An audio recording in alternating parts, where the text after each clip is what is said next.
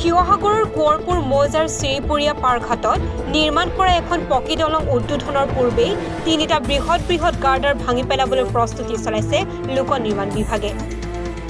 চূড়ান্ত বিসংগতিপূৰ্ণভাৱে আৰু নিম্নমানৰ সামগ্ৰী ব্যৱহাৰৰ ফলতে কোটি টকা ব্যয় কৰি নিৰ্মাণ কৰা নৱনিৰ্মিত পকী দলংখনৰ এটা মূৰে গাৰ্ডাৰসমূহ ধেনুভিৰীয়া হৈ বহি যায়।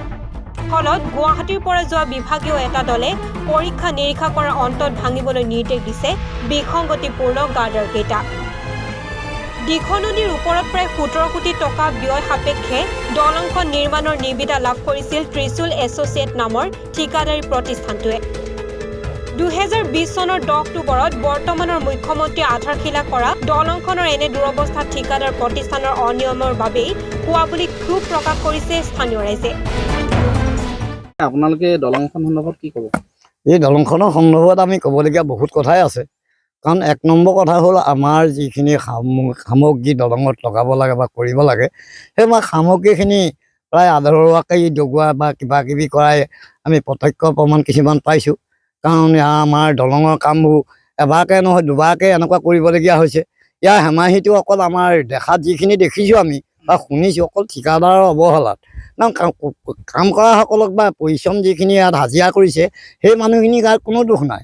কাৰণ আমাৰ ঠিকাদাৰে যিটো বস্তু যেনেকৈ লগাবলৈ ক'ব বা দেখুৱাব তেনেকেই কৰ্মকৰ্তাসকলে তেনেকেই কৰিব। সেইকাৰণে আমাৰ এই দলংখনৰ দোষী হ'ল একমাত্ৰ আমাৰ ঠিকাদাৰ। কাৰণ এতিয়া চাওক, এই পানী শুকাই গ'ল, আমাৰ যিটো কাম অক্টোবৰতে কৰিব পাৰে, এতিয়া নৱেম্বৰ আজি 7-8 তাৰিখ হৈ গ'লহি।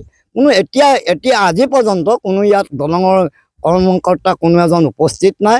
আহিব কেতিয়া আহিব? আমাৰ যদি এই নদীখন শুকাই থাকোঁতে যদি কামখিনি নকৰে বা নহয়, বাৰিষা কালতো আমাৰ আহি মাৰ্চ পোৱাৰ লগে লগে বাৰিষা আহিব, আকৌ কামখিনি আগৰ দৰেই হ'ব।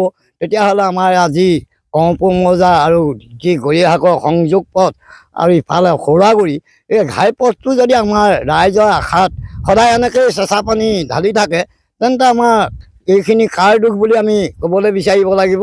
এইখিনি আমাৰ সকলো যি ইয়াৰ কামটো লৈছে হাতত, তেওঁ এই দোষী বুলি। কাৰণ ইয়াৰ দোষী হ'ল একমাত্ৰ ঠিকাদাৰ। কি হৈছে ইয়াত? এইখন এই চিপিয়া পাৰঘাটৰ দলং। এই দলংখনৰ দুটা মৌজাৰ সংযোগী পথ এই ঠিকাদাৰ হেমাহি দুখত আজি বহুত দিন কাম কৰি আছে আৰু তেওঁলোকৰ হেৰিৰ কাৰণে এই চেটাৰিং বহি গৈছে আৰু ৰাইজৰ জনসংযোগটো অসুবিধা পাইছোঁ। তেওঁলোকে যাতে ইয়াৰ কামটো সোনকাল কৰি দিয়ে। নিৰ্দিষ্ট এতিয়া পকা দলং বনাবলৈ গ'লে প্ৰকৃততে ভাল কহি তলৰ পৰা আনিবই লাগিব। এতিয়া মাছটো বহি যোৱাৰ কাৰণে এইটো ভাঙিবলগীয়া হৈছে। আৰু এই তলৰ চেটাৰিংখিনি বৰ বিশেষ মনোযোগ দি কৰা নাই কাৰণে উঠি গ'ল দিশত। এতিয়া তেওঁলোকেতো নাভাঙিলে আকৌ পুনৰ কৰিব নোৱাৰিব, ভাঙিব লাগিবই। ৰাইজেও এইটো প্ৰতিবাদ কৰিছে।